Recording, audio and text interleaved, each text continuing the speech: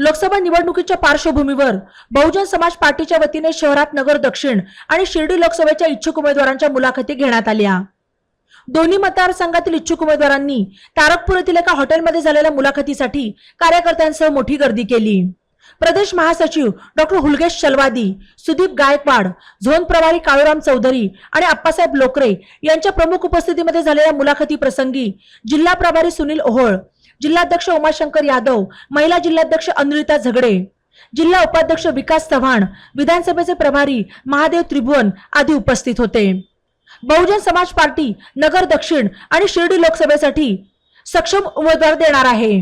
तसेच काही दिग्गज नेते देखील पक्षाच्या संपर्कात असून इच्छुक उमेदवारांच्या मुलाखती घेण्यात आल्या असल्याचे यावेळी डॉक्टर हुलगेश चलवादी यांनी सांगितले। पक्षाच्या राज्य पदाधिकाऱ्यांनी विविध प्रश्नांची सरबत्ती करून उमेदवारांच्या मुलाखती घेतल्या।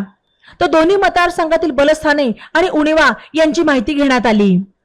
जनतेला बदल आवश्यक असल्यास त्यांना देखील मतदानातून बदल घडवावा लागणार असल्याचे यावेळी बोलताना जिल्हाध्यक्ष उमाशंकर यादव यांनी स्पष्ट केले।